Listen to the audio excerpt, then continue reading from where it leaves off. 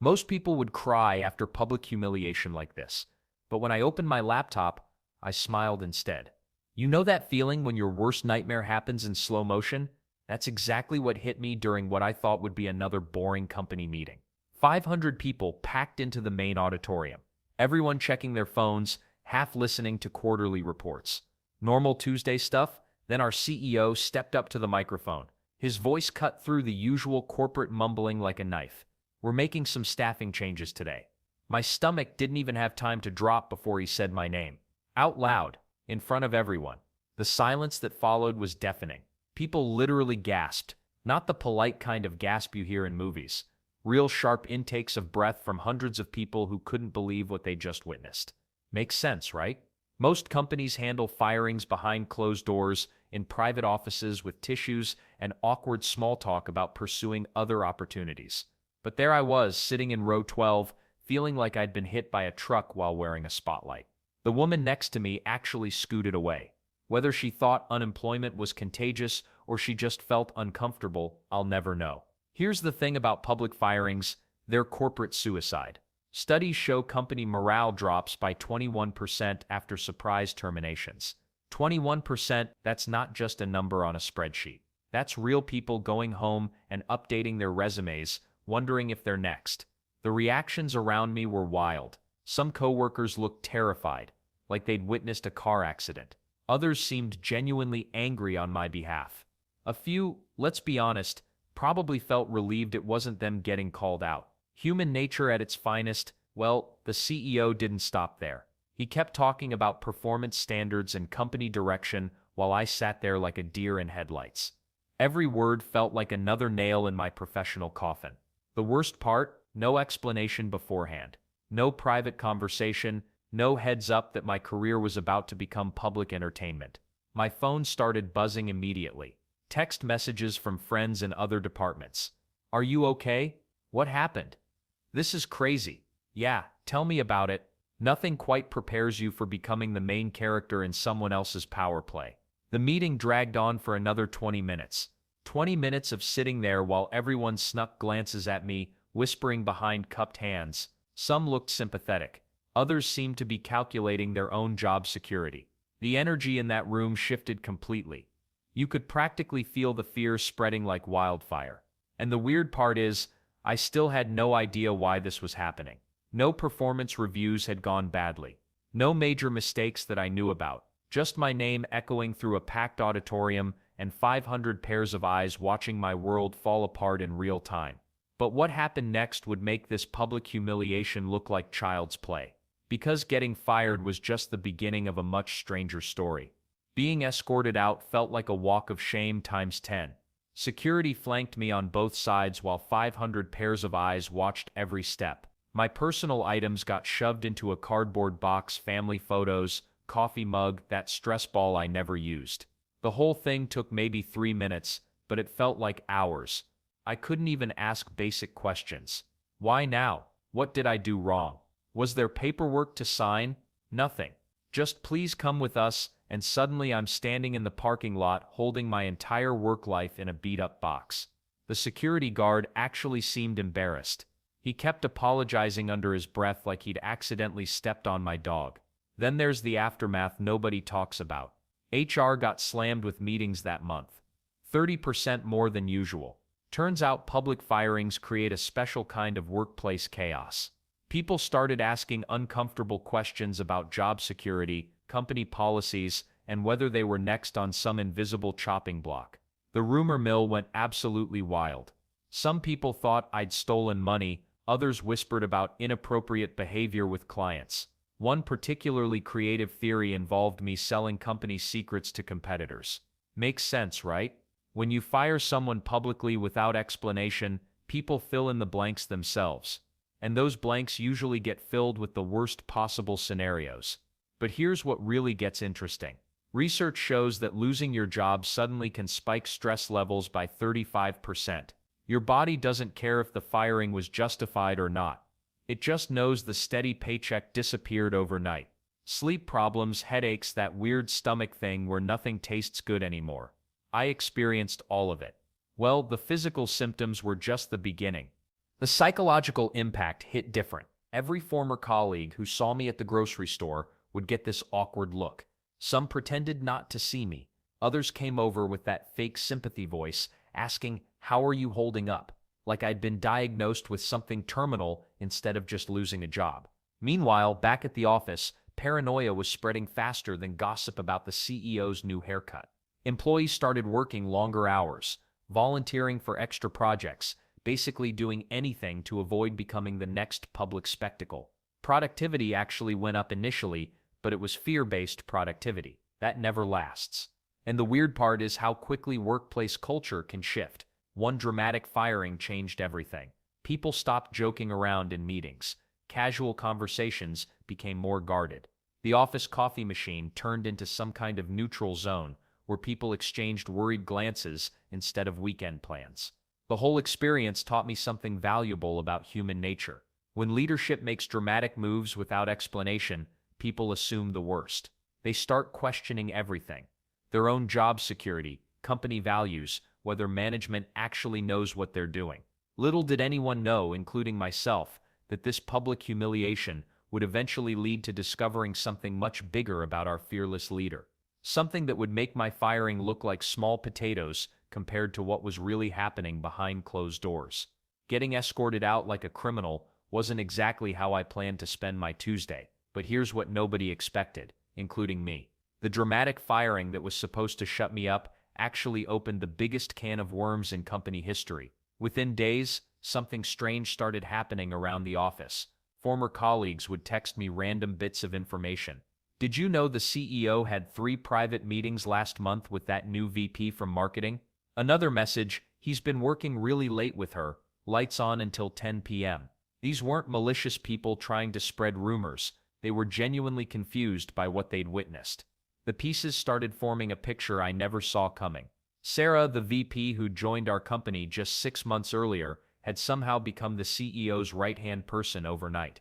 Employees noticed she was in every important meeting. She got the corner office that 3 senior managers had been fighting over for years. Makes sense, right? Well, not really. Then there's the part that made my stomach drop.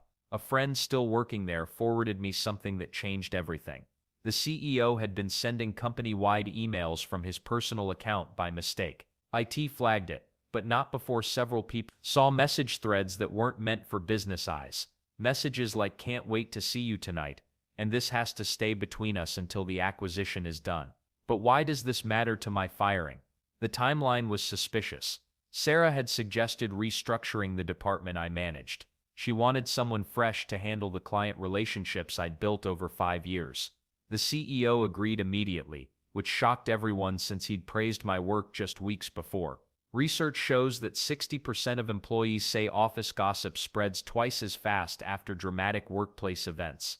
My public firing was apparently the match that lit the fuse. People started connecting dots they'd ignored before. Late-night meetings, sudden policy changes, the way the CEO's decision-making had shifted since Sarah's arrival. And the weird part is, I almost missed the biggest clue. My former assistant mentioned that Sarah had been asking detailed questions about my client contracts 2 weeks before I got fired. She wanted to know which accounts generated the most revenue, who the key contacts were, everything.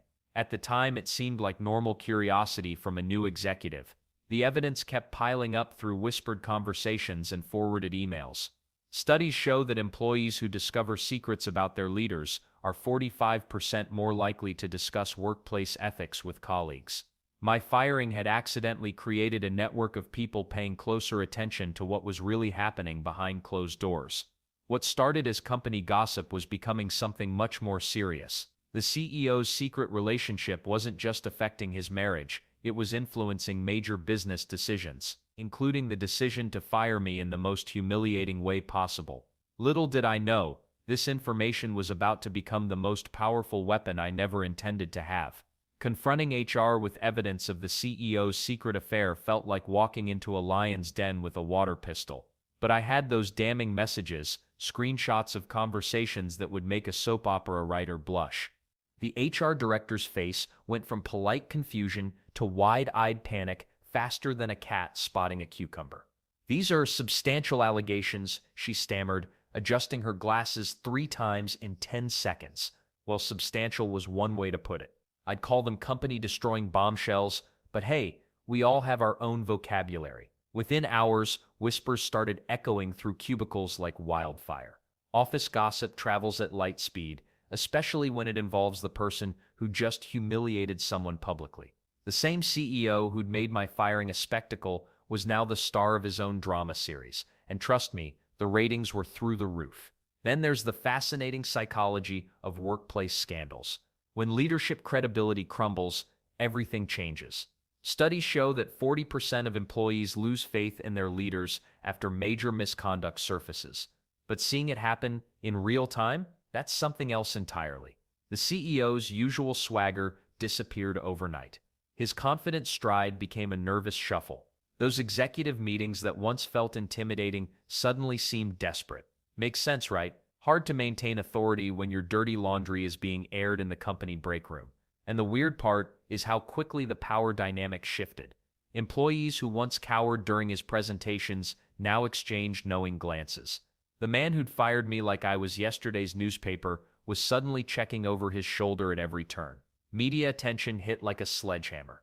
Local business reporters started sniffing around, making phone calls that had the communications team working overtime. The company's carefully crafted image was cracking faster than cheap paint in summer heat. PR nightmares don't schedule appointments. They just show up uninvited and make themselves comfortable. Let's not forget the board of directors, who probably thought they were signing up for quarterly reviews and golf tournaments, not scandal management. Emergency meetings became the norm. The same boardroom where strategic decisions once flowed smoothly now hosted tense discussions about damage control and investigation protocols. The CEO faced a choice: deny everything and hope it blew over, or admit fault and face consequences. Neither option looked particularly appealing from where I was sitting, munching popcorn and watching the corporate circus unfold. But here's what really caught my attention: how quickly institutional memory works. The same employees who witnessed my public humiliation were now witnessing their leader's downfall. Workplace justice doesn't always arrive on schedule, but when it does, it rarely comes quietly. The investigation officially launched within 48 hours. Board members who'd rubber-stamped decisions for years suddenly developed spines and started asking uncomfortable questions. The CEO's future hung in the balance, and frankly, the suspense was killing everyone. What happened next would reshape the entire company culture in ways nobody saw coming. 3 weeks later, the CEO was suspended. Just like that, the board meeting lasted 4 hours, and when it ended, he was clearing out his corner office. The same man who fired me in front of 500 people now walked past those same employees carrying a cardboard box. Life has a funny way of evening things out, doesn't it? The investigation moved fast. Turns out, when you have actual evidence instead of just workplace gossip, things happen quickly. The affair wasn't even the worst part. They found he'd been using company funds for personal trips with his executive friend. Makes sense why he was so quick to create distractions by firing people publicly. Then came the policy changes. The new interim CEO held an all-hands meeting within a week. No more public firings. Period. Every termination would require HR approval, private meetings, and proper documentation. Employees actually clapped when she announced this.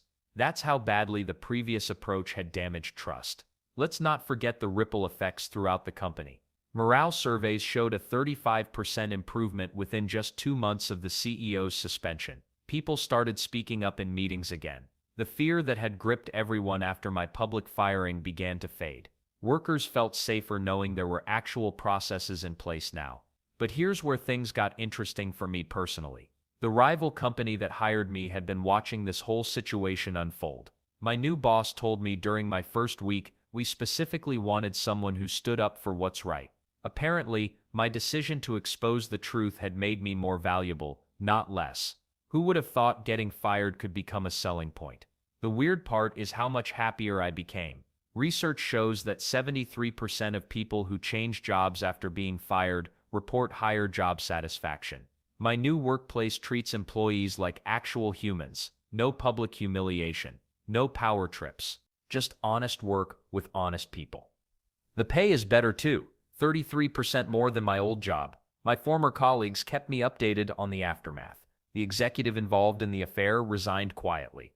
3 other senior managers left within 2 months, probably realizing the company culture was shifting toward accountability. New leadership brought in fresh policies about workplace respect and transparency, and the most surprising development, the company's stock price actually went up after the scandal broke. Investors apparently liked seeing a board that took swift action against misconduct. The business press praised the new leadership's commitment to ethical practices. Sometimes doing the right thing really does pay off. Looking back, getting fired in front of 500 people was the worst moment of my career, but it led to exposing corruption, improving workplace conditions for hundreds of employees, and landing me in a much better position. The whole experience taught me that standing up for ethics isn't just about doing what's right, it's about creating the kind of workplace where everyone can succeed.